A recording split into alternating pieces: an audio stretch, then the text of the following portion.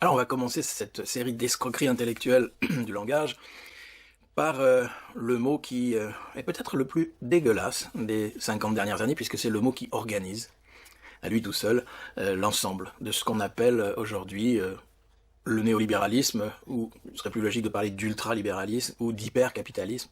Enfin, grosso modo, ce virage de la classe dominante qui se met en place au tournant des années 80, chez nous en 83 avec Mitterrand, un petit peu avant avec Thatcher, Reagan, voilà, vous connaissez tout ça.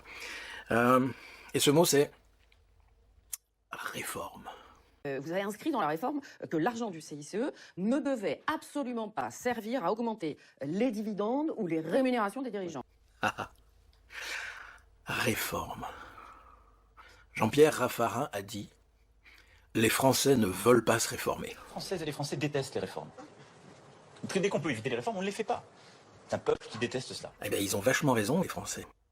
L'escroquerie du mot réforme tient dans le fait que c'est un mot neutre qui n'indique pas le sens dans lequel cette réforme va être appliquée. Une réforme, ça peut aller vers le haut, vers plus de choses pour nous, plus de services publics, plus de lits dans les hôpitaux, doubler le nombre d'enseignants à l'éducation nationale, voilà, ça serait une réforme. Donc ça peut aller dans ce sens-là, ou ça peut aller dans ce sens-là. Vers moins de lits, moins de profs, moins de services publics. Voilà. Dans les deux cas, il s'agit d'une réforme.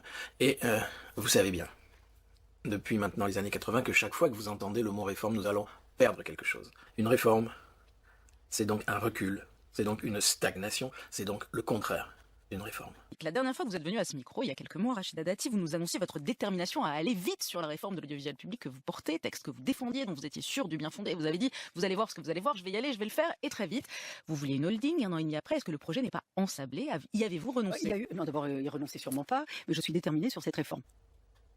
Et comme l'écrit le philosophe marxiste Alain Beer dans un ouvrage qui s'intitule La novlangue néolibérale, la grande astuce de ce mot réforme, c'est que dans notre esprit, ce mot est connoté positivement parce que 2 siècles de combat de la classe ouvrière pour réformer la violence du capitalisme nous ont habitués à ce que ce mot signifie une amélioration de notre condition jusqu'aux années 80. À partir de 1983 en France, il n'y a plus aucun progrès, plus aucun acquis, il n'y a plus que des reculs.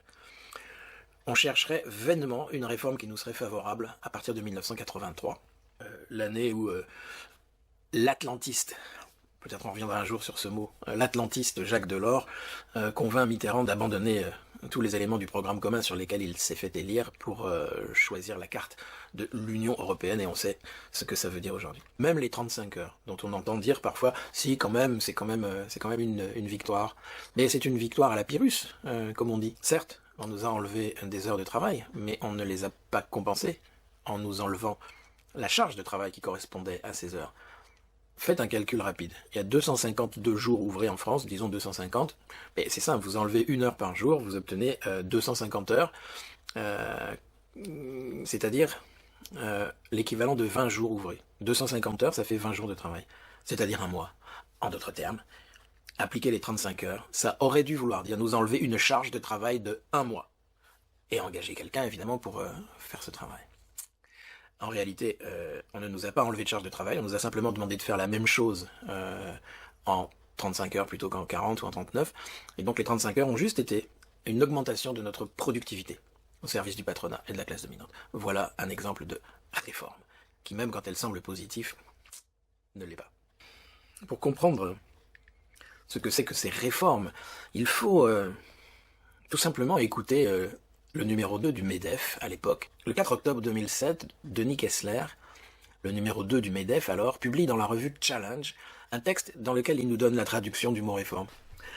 Je cite « Le modèle social français est le pur produit du Conseil national de la résistance. » Il a raison.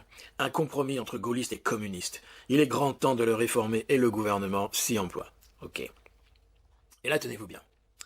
Les annonces successives des différentes réformes par le gouvernement, à l'époque il s'agit de Sarkozy, peuvent donner une impression de patchwork, tant elles paraissent variées, d'importance inégale et de portée diverses. Statut de la fonction publique, régimes spéciaux des retraites, refonte de la sécurité sociale, ah ouais, on va refondre, paritarisme, etc. À y regarder de plus près, on constate qu'il y a une profonde unité à ce programme ambitieux. La liste des réformes, c'est simple. Prenez tout ce qui a été mis en place entre 1944 et 1952, sans exception. Elle est là. Il s'agit aujourd'hui de sortir de 1945 et de défaire méthodiquement le programme du Conseil national de la résistance. Et ben voilà.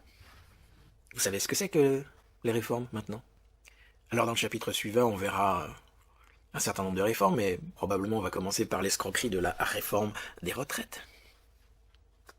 À bientôt. Salut les ardus.